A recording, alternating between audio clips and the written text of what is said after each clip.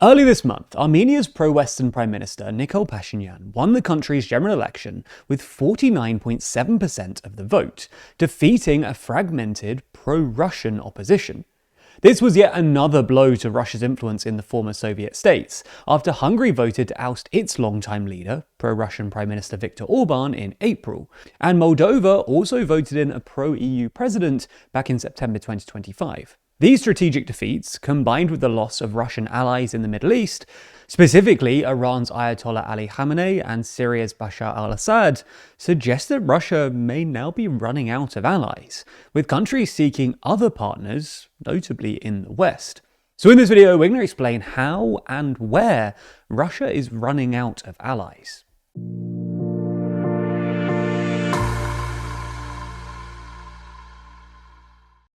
Countries like Armenia, Kazakhstan and Moldova once used to be pretty firmly within Russia's sphere of influence, but with Russia seemingly distracted and in decline, this influence is waning, and rapidly. So in the latest issue of our magazine, we unpack how Russia's influence in their sphere is slipping away.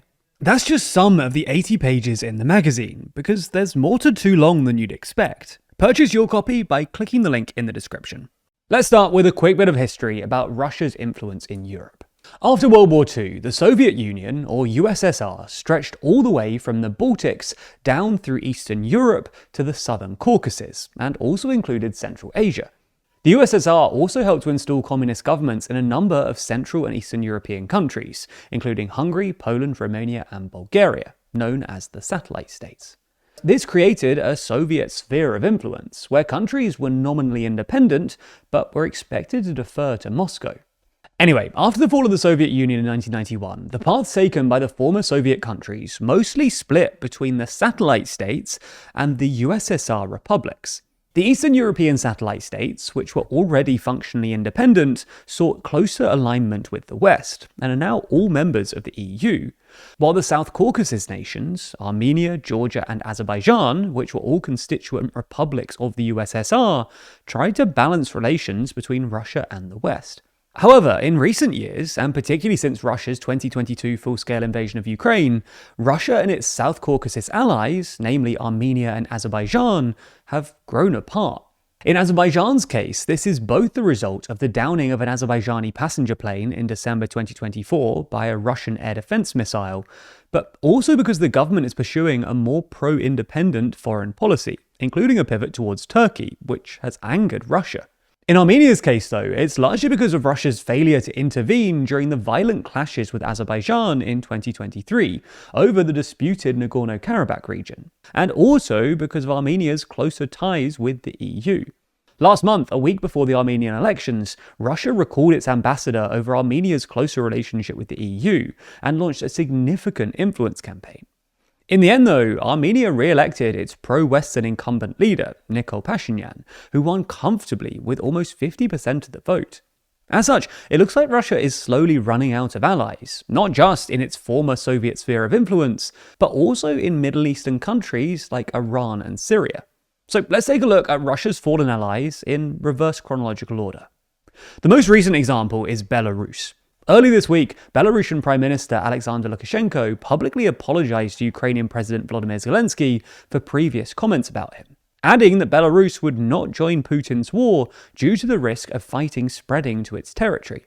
This marks a significant shift from Putin's closest remaining ally in Europe, with Belarus having previously allowed Russia to host missiles and conduct military training exercises on its territory.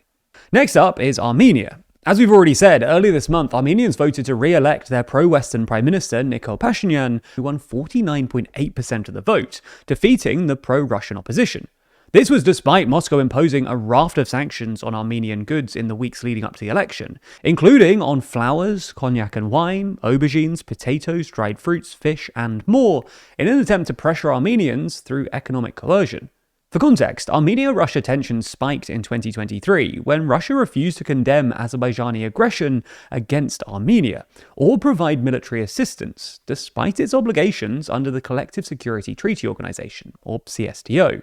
As such, in the past few years, Armenia has sought closer ties with the EU and the West more generally, and in March, US Secretary of State Marco Rubio also visited Armenia and signed a strategic partnership agreement. The biggest electoral loss for Russia this year, though, was the defeat of former Hungarian Prime Minister Viktor Orban in April. As we explained in our results video at the time, Orban's 16-year Russia-friendly rule was brought down by the pro-EU challenger Peter Magyar, who has since made significant strides in improving Hungary's relationship with the EU, having already struck a deal for the release of 16.4 billion euros of Hungarian EU funds that were frozen under Orban, provided that certain criteria are met.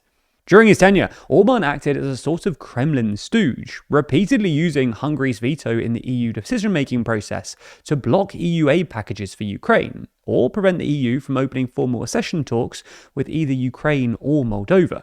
While Hungary's new Prime Minister, Magyar, has said that he will not block EU loans for Ukraine, Hungary's enduring reliance on Russian energy, marked by a heavy dependence on Russian crude oil and a contract with Russia's state-owned Rosatom company for its PAX-2 nuclear project, shows that Russia still retains significant influence over Hungary. Another setback for Russia was the death of Iran's Ayatollah Ali Khamenei in February. Under Khamenei, Russia and Iran developed a close partnership that allowed Russia to pressure the West, evade Western sanctions, and develop projects like Iran's north-south transport corridor, which also offers an emergency transit route for Russia in the south if the ones through Turkey and China are restricted due to sanctions. Putin described Khamenei's assassination by the US and Israel as a, quote, murder committed in cynical violation of all norms of human morality and international law, and has also pledged unwavering support for Iran's new supreme leader, Mojtaba Khamenei. Despite the new Khamenei largely serving as a continuity candidate, instability in Iran, as we've seen over the past 4 months, is probably bad for Russia regardless, as it weakens the regime and creates geopolitical uncertainty around a key ally.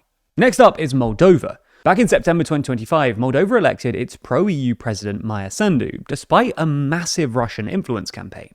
This was largely seen as a response to concerns over regional security, as well as corruption linked to pro-Kremlin parties. Despite Russia's enduring influence in the breakaway region of Transnistria, Moldova is becoming increasingly pro-EU, and last week opened its first cluster of EU accession talks with the bloc, with Moldova announcing a target of 2028 for EU membership last year. Finally, back in December 2024, Syria's then president, Russian ally Bashar al-Assad, was ousted after a 12-day rebel-led offensive, which suddenly ended his 24-year rule. While Russia and Iran-backed militias did help the Syrian military, they ultimately failed to hold the rebels back, and Assad fled to Moscow while his regime collapsed. The events damaged Russia's reputation as a security guarantor, and Assad's successor, former rebel leader Ahmed al-Sharaa, is now overseeing Syria's strategic pivot to the West, marked by the lifting of sanctions and the restoration of diplomatic ties with Ukraine and its allies. The latest issue of our magazine is out now, and if you want our best value ever, subscribing and using code SUMMER26 gets you your first copy for as cheap as £4.99, as well as 20% off as long as you stay subscribed. I told you about one of the articles at the start of this video, but this issue is truly jam-packed with content from all around the world. Obviously, the headline section is our rundown of Trump's wars around the world, discussing all of the different countries and regions that have faced Trump's military wrath, going nation by nation through our timeline, and reaching the ultimate question, has Trump created the modern holy war? From there, we dive into our regional sections, starting with the UK, where we unpack the results of the recent elections, take a look at the UK's odd foreign posture, and discuss if Britain has become ungovernable. Then in our EU section, we discuss how Russia's sphere of influence is fading, while Europe's energy transition isn't what you'd expect, as well as looking at the Euro's missing members. Finally, in the global section, we discuss whether we're seeing echoes of the First World War, what's next for Iran, as well as what really came from the Gen Z protests we saw emerging last year. That's not even everything. With this 80-page issue, our joint longest ever, there's even more to read than I've been able to mention here. So click the link in the description to learn more and grab your copy today.